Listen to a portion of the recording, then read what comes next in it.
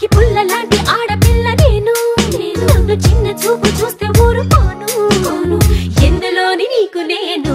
తీసుకోను నా సంగతేంటో తెలుసుకోవా పోను పోను అచ్చమైన పల్లె రాణి పిల్ల నేను పచ్చి పైరగాలి చీల్చి పెరిగినాను ఏరి కోరి గిల్లి కజ్జా పెట్టుకోను